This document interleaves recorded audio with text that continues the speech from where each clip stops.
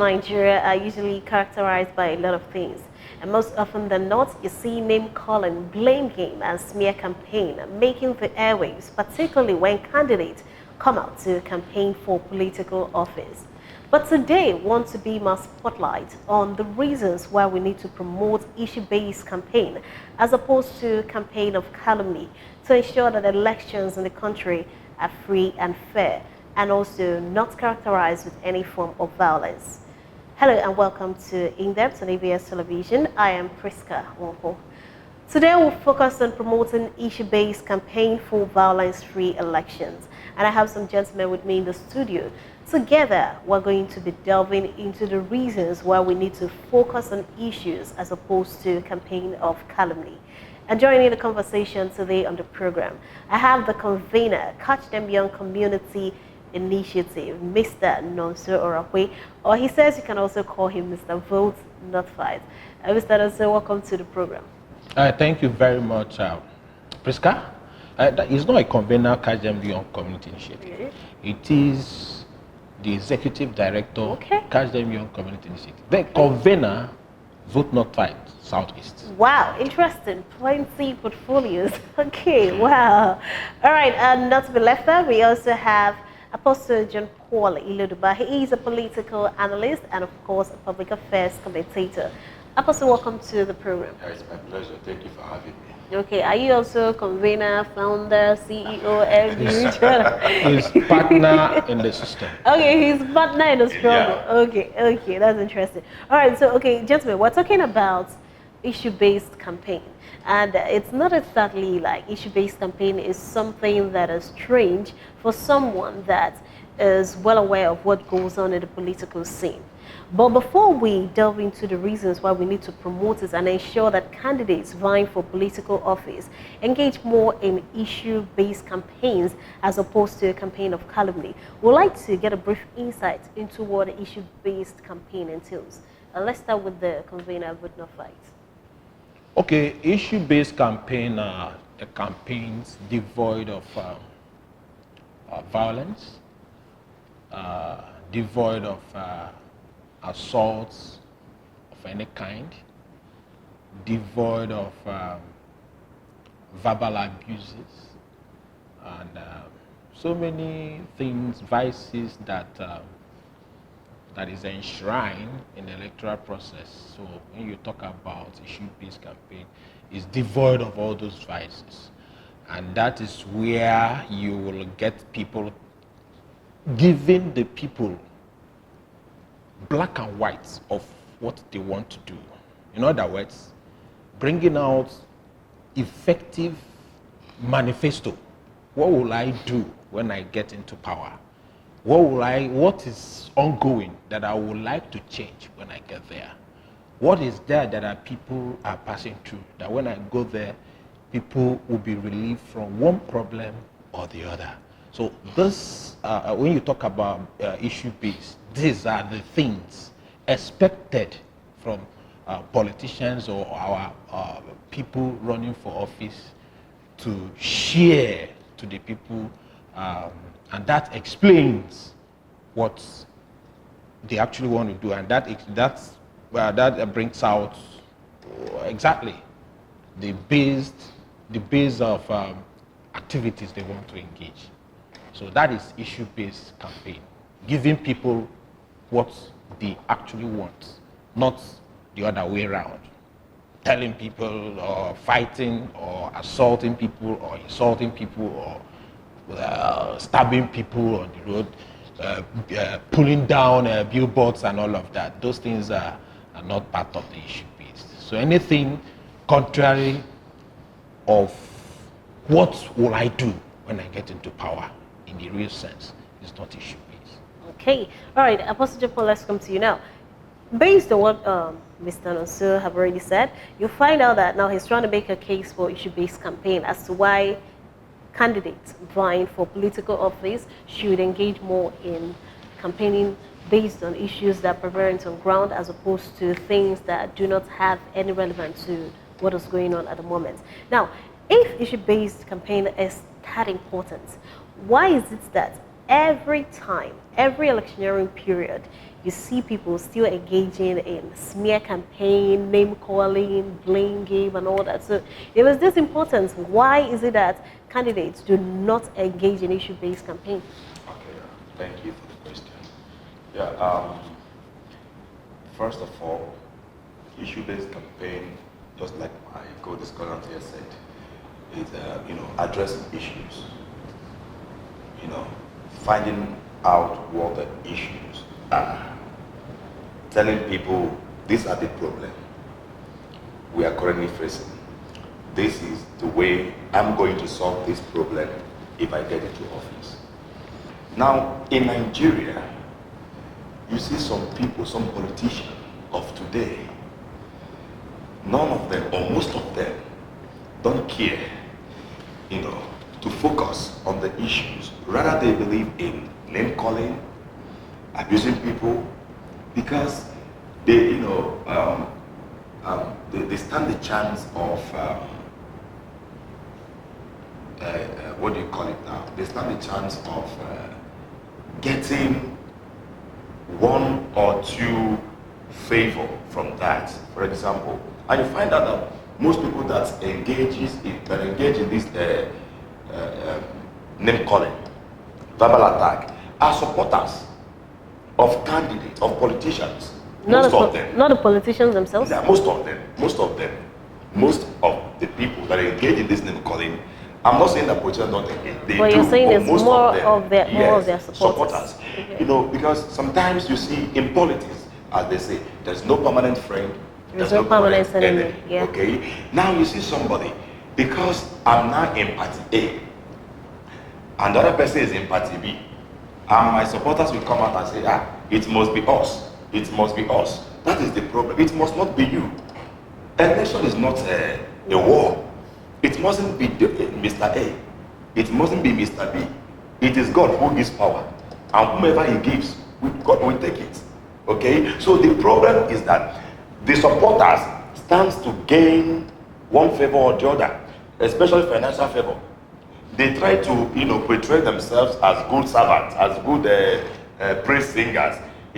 For example, you see somebody coming out on air, on the public, to call somebody an idiot, to call somebody a criminal, to call us, all manner of names, just to gain favor from the politician. Most of the time, these politicians, because they are wiser than the supporters, they are wiser than their supporters. You will see them; they will just sit back in their domain. Then the supporters will come out, to be, you know what I'm saying, to be gathering enmity for themselves, while their leaders or their principals are somewhere else enjoying themselves. Okay, so most times the supporters are usually the people that are guilty of yes. this. All right, so now let's come to you, Cabrino. So now this situation of issue-based campaign that we are clamoring for right now, it's not like it's a new thing. Like I said, where we started, it's something that we know it's been there. But you see that every time there is elections, or every time elections are in top gear, people are preparing for elections, this campaign of calumny seems to become a recurring decimal. Every day you keep saying, don't do this, please face the issues. Now, look around you. For instance, now the price of naira to dollar, it keeps increasing, and a lot of people are scared, a lot of people are saying insecurity, a lot of problems are happening now.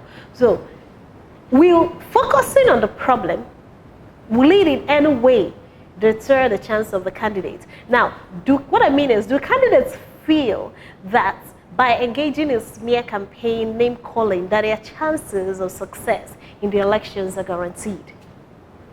Any candidate that is engaging in name calling, engaging in verbal abuse, attacks, is just digging his political grave. Let me just put it that way. Any candidate that is engaging in that is digging his political grave. Because I think in as much as young people are used as perpetrators of this ill, of abusing each other in the political sphere, most of the young people are even tired, because trust me, why they are doing that, why they are being used as perpetrators is because of the economical issues we have in the country. Because trust me, how can, if you are doing well in your business and someone will pull you out, come and terminate this person online? Is it possible? No, yeah, so it's because there is no money. I saw some persons doing rallies and I decided to engage one about a few days ago in Anambra. I engaged one person, one young person. What I say, you know, you see that kind of a thing. So you can touch us, someone will ask you to go and stab somebody, you go and stab, at the what happens, do you get it? So what I'm trying to say is this: any politician who feels that by calling names, by using young people to attack people on social media, or using is what they call it, what's this account they used to have pseudo accounts, fake accounts to attack people and all of that. I think you are digging. Yes, I will repeat that such candidate is digging his or her political grave. So I'm trying to pass across to the politicians. Remember, what we are doing is that you are instigating physical war. You are instigating, and let me tell you again, those people who does this, that they don't have anything to offer to Nigeria. Which is the reason why they focus on verbal abuse. Okay? They feel once they pull the other person down, it will elevate them. Elevate their chances. Okay? Now, they don't have it. The next thing they have is to use their money. But trust me, that money may go to the market, it will not buy anything. Do you agree, Apostle? The money will go to the market, it won't buy anything? Of course. Of course. You know, Priska, sometime in the past, I will tell you, because I ran for an election, you know, and somebody came to me and said, "Oh God, look, in politics, there's what is called propaganda. That I should inaugurate a committee, a team of people that their job will be to carry propaganda against people. Now, whether I like it or not, whether I believe it or not, that propaganda is part of the political business. You know, that sometimes when we find the bonabo, you know, when you just find something, say something, just say something, anything, doesn't matter. What matters, get there. That is the mentality of Nigerian politicians. They don't want to focus on the issue. They just want to get there. Get there. Getting there is their priority, and that is the problem. And this issue of verbal attack on people's personalities, blame games, blame games, yes, will not end because the politicians lack vision. You know, for example, like what my co-discussor said, sometimes the politicians sit behind, pretend, and they push these people and they pretend that they don't know about what is going on. So, okay, somebody came, I won't mention names, somebody who was on national TV, and was calling somebody names, saying that that's a candidate in this election. We see that politics is beyond going to America to campaign or going. But at the end of the day, so the person, that's a spokesman of a candidate that was saying this. At the end of the day, the same political party also went to that same America. Okay? So that is the problem. That is the point. You understand? So the problem, that was I said earlier, that the major problem we have in this country is the supporters. If I'm supporting a candidate and the candidate tells me, look, go and abuse somebody, I will say no. Focus on the issue. Tell people what you're going to do. If they like your manifesto, they will buy into it and vote for you. If they don't like it, and people are getting wiser by the day. Look at what is happening today in Nigeria. All the candidates are now throwing up their manifestos, okay? Because the youths are getting more involved in the politics, yes, you know, of this time. You know, if you watch APC today, they have thrown up their own manifesto. PDP has done the same. NNPP, Labour Party. So that is what is supposed to be the order of the day. Let them bring their manifestos. Let people read, study, and then buy if they like. Okay. All right. At this point, we're going to go a short break. When we return, we're going to be focusing on social media, how we can use the social media to promote issue-based campaign as opposed to smear campaign and name calling and blame game. And we can also talk about how we can make sure that issue-based campaign can lead us to violence-free elections right here in the country. Remember, we're still beaming our spotlight on promoting issue-based campaign for violence-free elections.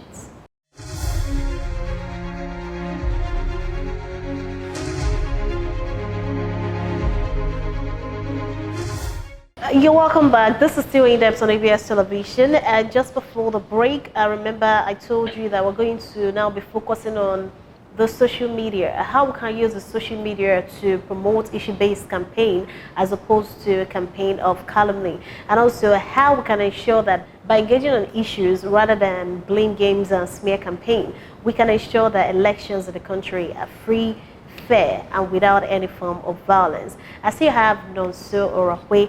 He is the founder, Not Too Young to Run Community Initiative, and convener, Vote Not Fight campaign. And of course, I have Apostle John Paul Ilodubai, political analyst in the studio. All right, I'll come back to you, Comrade Nonso. Now, I remember when you were talking about, the reason why this candidate engage in issue-based campaign, because some of them feel that it might help their chances. You mentioned something about the social media. Now, technology was, invented to make things, and especially the new media, to make communication easier, to make people free, and not to put a limitation on the rate of communication people can engage in. But it seems now that as opposed to using the new media, which is the social media, for communication purposes, people now decide to use it as a tool to go on different kinds of rants, disparage people, insult people, and call names and all that. Now, can we not redirect the new media to promote issue-based campaign? Actually, the social media I know and the social media I joined was to promote effective communication. But it gets me pissed off when you see some persons not really responding to what effective communication should be. Take for instance, this issue-based campaign we are talking about. Trust me, if this gets online, or as people are watching us, and later we had to cut it to a small side and share on our Facebook and all of that, go and check the likes. To marvel you that the likes may be less than 50 persons. Okay, even when you sponsor it, okay, if you sponsor it to go viral, more viral, you get like 1,000. Okay, do a short video of nudity, a short video of nudity, post it. Don't sponsor it, just your own. Do it. It will sponsor itself. Just give it like an hour. You will see like 20,000, just an hour, within an hour, 20,000 viewers. Give it a whole day. You will see like, 500 and something thousand viewers. That is the problem. Until we realize what effective communication is, and until we realize that we owe this country a lot. If we don't realize that we owe this country a lot, the society a lot, we won't get there. And that is why people are also, they are so nonchalant. Their nonchalant attitude towards engaging electoral processes is it's too bad. So what I'm trying to say is this: social media is a tool that can navigate this country, to a better place if well used. But if not well used, we'll remain where we are. And that is why, at this point, I do a lot of programs with Vote Not Fight. Okay.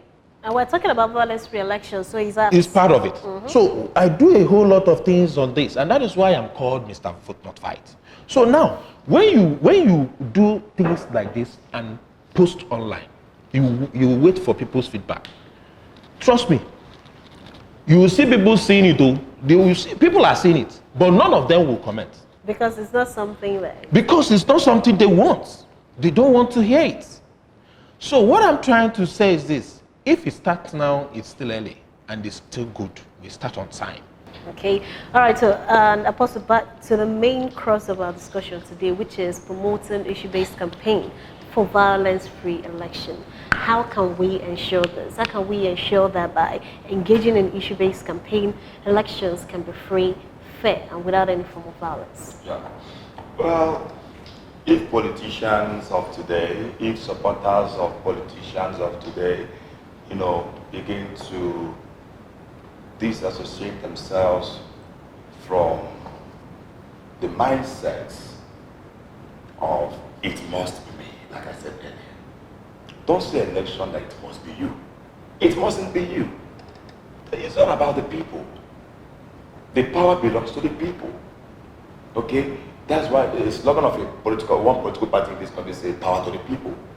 Power belongs to the people. They decide whom to govern them. So don't force yourself on the people.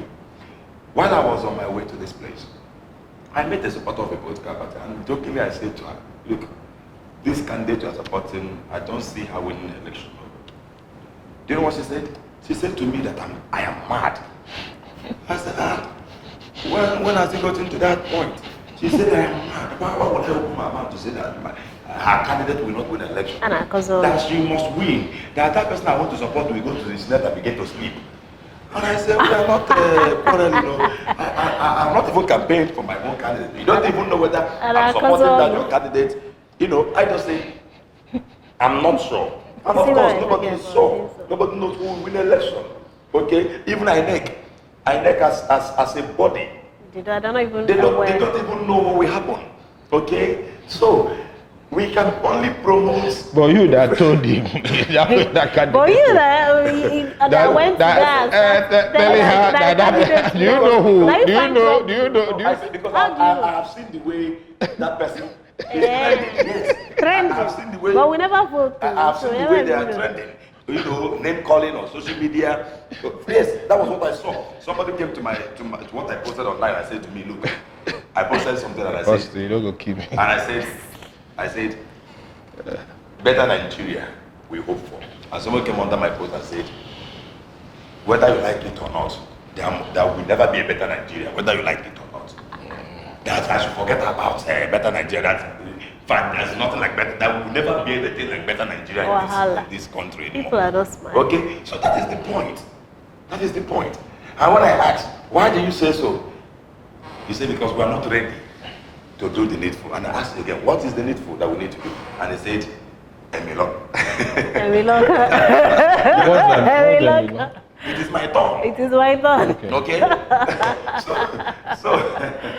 So crazy. We can only have free and fair or credible elections in this country when we begin to have the mentality, the mindset, it mustn't be me. It mustn't be me. The power lies with the people. And whomever the people decides to represent them, to govern them, that is the person that God will give the power. Okay. All right, Mr. Vote Not Fight. Before we go, we keep saying your slogan says vote not fight, election no be war. And what we are trying to do today is we're promoting issue-based campaign for violence-free elections. How can we make people understand that this slogan is not just a slogan? It is the right thing to do. We actually need to, when we talk about vote not fight, I so much love this, okay, and I want people to key to it. The best way to handle this is we are saying it. It's left for you that is listening now to act on it. It's left for you, the church leaders, to begin to, use this as their keyword. We don't want election to go violent. PDP can say, let us attach this vote not fight to our logo. It sends signal. APGA can also say, let us attach this to our logo. All political parties should do that. And I also want to encourage IPAC to begin to speak to the consciousness of the political parties to imbibe this slogan, vote not fight. So what I'm trying to say is this: as we have kicked off this campaign in the Southeast, not only in Anambra, in the southeast. We have network in all the southeast. And trust me, most CSOs are also engaging this. So what we need to do is to order young persons to help us to disseminate this information. We cannot do it alone. It is through you and through I. This information will assimilate to the nooks and crannies of the southeast. And it's not only in southeast. Other regions are also pushing this campaign to their regions. All regions in the country are also pushing it. So I want everybody to be part of it as we vote, not fight. All right, thank you very much. Yeah, I will be very brief here. Comrades said that political parties should, add this to their logo. Yeah, look, it doesn't end there. What will bring a lasting and permanent solution to this verbal attack when it comes to election is changing of our mentality towards election. That it must not be so it must not be John Paul. It could be anybody. Okay? Because even if you add it there, these politicians and their supporters are something else. I have worked as an aide to a politician. And my principal will always tell me then, look, write something, comment something. You can say that this person embezzled fund when he was a commissioner. And I said, I don't have facts. How can I say such? He said, he was a commissioner when I was a commissioner. I said, I will not write such a thing, sir. How can I want you to write something I don't have facts? You are the one that have the fact. Oh yeah, write it.